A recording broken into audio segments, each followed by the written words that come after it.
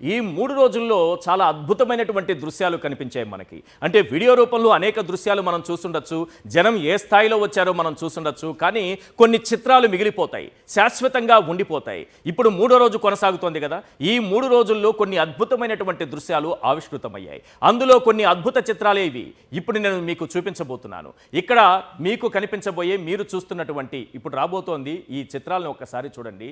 ప్రతి చిత్రం కూడా ఒక దృశ్య కావ్యం అవుతుంది. ఎస్, ప్రతి దృశ్యం చిరకాలం నిలిచిపోయే ఒక జ్ఞాపకంగా ఉంటుంది. ఒక చిత్రం 100 భావాలు పలికిస్తుంది. ఒక చిత్రం ఎన్నో ప్రశ్నలకు సమాధానం ఇస్తుంది. ఒక చిత్రం ఎన్నో ఉద్వేగాలకు ఊపిరిగా నిలుస్తుంది. ఒక చిత్రం హద్దుల్లేని అభిమానానికి ఒక ప్రతీకగా, ఒక అద్దంలా నిలుస్తుంది. ఒక చిత్రం అవధుల్లేని ఆరాధనకు ప్రతీకగా మారుతుంది. ఒక చిత్రం గుండె గుడిలో ఉన్నటువంటి దేవుడిని కళ్ళ ముందు నిలుపుతుంది. ఇవన్నీ కూడా అలాంటి చిత్రాలే. ఒక మాటలో బొమ్మ కనిపించాలి, ఒక బొమ్మలో మాట వినిపించాలి అన్నారు పానుగంటి లక్ష్మీ నరసింహారావు గారు.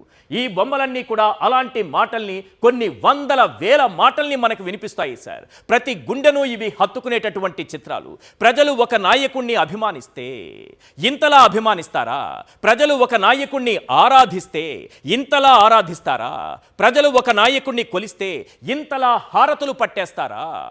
మండు టెండలు సైతం లెక్క చేయకుండా, గుండెల నిండా అభిమానంతో, కళ్ళ నిండా సంతోషంతో, తమ కంటే చిన్నవాడైన తమ నాయకుడికి చేతులు జోడించి మొక్కుతున్నారంటే ఎంత అభిమానం ఉండాలి సార్. ఒక్కసారి ఆ దృశ్యాలను చూడండి. మళ్ళీ మళ్ళీ చూడాలనిపించే దృశ్యాలు, చిరకాలం మన గుండెల్లో నిలిచిపోయే దృశ్యాలు సార్ అవి. ఆయన్ని ఎంతలా ఆరాధిస్తే ఇంతలా ఇలాంటి దృశ్యాలు మనం చూడగలుగుతున్నాం. ఆయన పాలనలో ఎంతలా వాళ్లకు మంచి జరిగి ఉండాలి. 5-6 ఏళ్ల చిన్న పిల్లలు మొదలుకొని 80 ఏళ్ల వృద్ధుల వరకు అంతా ఆయన రాక కోసం అంతలా ఎదురు చూశారంటే ఆ నాయకుడిపై ఎంత ప్రేమ ఉండాలి సార్.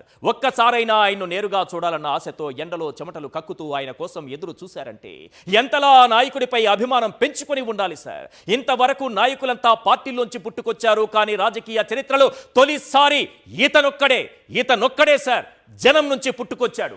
ఒక్కసారి ఆ దృశ్యాలను చూడండి సార్. ఒక్కసారి ఆ దృశ్య మాలికలను చూడండి సార్. ఇది చరిత్రలో నిలిచిపోయే దృశ్యాలు సార్. ఈతనొక్కడే ఇప్పుడు జనంలో నుంచి పుట్టుకొచ్చిన నాయకుడు. పార్టీల్లో నుంచి పుట్టుకొచ్చిన నాయకుల్ని అనేక మందిని మనం చూశాం, కానీ రాజకీయ చరిత్రలో తొలిసారి ఈతనొక్కడే జనం నుంచి పుట్టుకొచ్చాడు. అందుకే అంతలా జన నీరాజనం అందుకుంటున్నాడు సార్. 4 పేటీఎం బ్యాచ్లను వెనకేసుకుని వాళ్ల ముందే డ్రోన్ కెమెరాలు తిప్పి నాయకులంతా ఒక్కసారి ఇటు చూడండి. ఇది జగన్కు జనంలో ఉండేటటువంటి క్రేజ్. ఇది జగన్కు ఉండేటటువంటి కల్ట్. ఇది జగన్ అడుగేస్తే వచ్చే జనం. ఇది జగన్ అడుగేస్తే వచ్చే ప్రభంజనం. ఇంకో 1000 జన్మలెత్తినా మీరు ఆయన్ని అందుకోలేరు. ఈ జనాల వరద చూసిన తరువాత కూడా ఎవరైనా, మళ్ళీ చెబుతున్నా ఎవరైనా ఇంకా పరదా అంటే వాడికి మనం చేయాల్సింది ఎర్రగడ్డకు అడ్రస్ చెప్పడమే. ఈ జన ప్రభంజనం చూసిన తరువాత కూడా ఎవరైనా ప్యాలెస్ అంటూ వాగితే వారికి ఎర్రగడ్డకు దారి చూపించండి.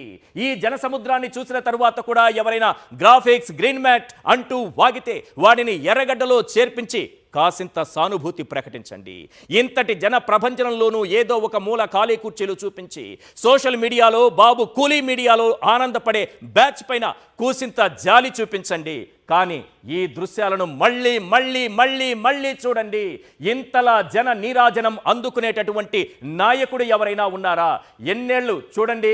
చిన్న పిల్లల నుంచి వృద్ధుల వరకు, మహిళల నుంచి పురుషుల వరకు ఎవ్వరు సార్, అన్ని వర్గాల ప్రజలందరూ కూడా జన నీరాజనం పడుతున్నటువంటి దృశ్యాలు.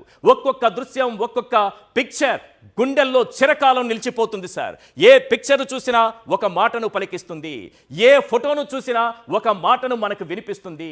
ఒక ఫోటో ఎన్నో భావోద్వేగాలను మనకు తెలుపుతుంది. ఒక ఫోటో ఎన్నో ప్రశ్నలకు సమాధానం ఇస్తుంది. ఒక పిక్చర్ గుండెల్లో తమ నాయకుడిపై తమకున్నటువంటి అభిమానాన్ని చాటుతుంది. ఇప్పుడు మనం చూస్తుంది కూడా అలాంటి దృశ్యాలే. 1 కాదు, 2 కాదు, అనేక దృశ్యాలు, అనేక చిత్రాలు ఈ 3 రోజుల యాత్రలో కనిపించాయి. ఎక్కడెక్కడి నుంచో వచ్చారు సార్. చిన్న పిల్లల్ని భుజాలపై ఎత్తుకొని మరీ వచ్చారు సార్. మోకాళ్లపై నిలబడి మరీ తమ నాయకుడికి వందనాలు పెడుతున్నటువంటి అభిమానుల్ని, అంతమంది అభిమానుల్ని, అంతటి అభిమానాన్ని ఎవరు సంపాదించుకోగలరు సార్? ఒక చిత్రం అవధుల్లేని ఆరాధనకు ప్రతీకగా మారుతుంది అనడానికి ఈ చిత్రాలు, ఒక్కొక్క చిత్రం ఒక్కొక్క ఉదాహరణగా మిగిలిపోతుంది. ఒక చిత్రం గుండె గుడిలో ఉన్నటువంటి దేవుడిని కళ్ళ ముందు నిలుపుతుంది. ఒక మాటలో బొమ్మ కనిపించాలి, ఒక బొమ్మలో మాట వినిపించాలి అంటారు కదా సార్. ఎస్, ప్రతి బొమ్మ కూడా ఒక మాటను వినిపిస్తోంది. ప్రతి బొమ్మ కూడా తమ గుండెల్లో అభిమాన నాయకుడిపై తమకున్నటువంటి ప్రేమను చాటుతోంది. ఈ బొమ్మలన్నీ కూడా అలాంటివే.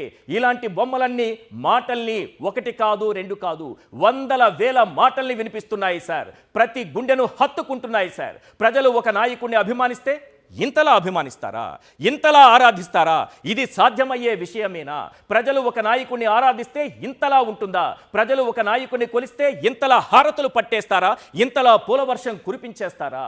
మండు టెండలు సైతం లెక్క చేయకుండా గుండెల నిండా అభిమానంతో, కళ్ళ నిండా సంతోషంతో తమ వెంట చిన్నవాడైనట్టే, తమ కంటే చిన్నవాడైనటువంటి తమ నాయకుడికి చేతులు జోడించి మొక్కుతున్నారంటే ఎంత అభిమానం ఉండాలి సార్. ఆయన్ను ఎంతలా ఆరాధించి ఉండాలి సార్. ఆయన పాలనలో వారికి ఎంతలా మంచి జరిగి ఉండాలి సార్. 5-6 ఏళ్ల చిన్నపిల్లలు మొదలుకొని చూడండి సార్, చిన్న చిన్న పిల్లల్ని తమ భుజాలపైకి ఎక్కించుకొని తల్లిదండ్రులు కూడా కదులుస్తున్నారు, ముసలి వాళ్ళు కదులుస్తున్నారు, వృద్ధులు సార్ ఎక్కడెక్కడి నుంచో దూర ప్రాంతాల నుంచి వస్తున్నారు. చిన్న పిల్లలు మొదలుకొని 80 ఏళ్ల వృద్ధుల వరకు అంతా ఆయన రాకు కోసం అంతలా ఎదురు చూశారంటే నాయకుడిపై ఎంత ప్రేమ ఉండాలి. ఆ ప్రేమను మనం ఎలా కొలవాలి? కొలవగలమా? ఏముంది మన దగ్గర కొలవడానికి? ఏ పారామీటర్ని తీసుకురావాలి?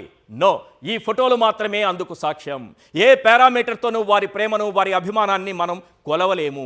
కేవలం ఈ పిక్చర్స్ మాత్రమే చెబుతాయి ఇదే పారామీటర్ ఈ రోజుకి. ఎందుకంటే జగన్పై వారికి ఉన్నటువంటి ప్రేమను కురిపిస్తున్నటువంటి అభిమానానికి, వారు చూపుతున్నటువంటి ఆరాధనకు సంబంధించినటువంటి ఈ పిక్చర్స్ అన్నీ కూడా జగన్పై వారి ప్రేమను చాటుకోవడానికి, వారు చూపిస్తున్నటువంటి అభిమానాన్ని చాటుకోవడానికి నిదర్శనంగా నిలిచినటువంటి దృశ్యాలు సార్ ఇవన్నీ కూడా.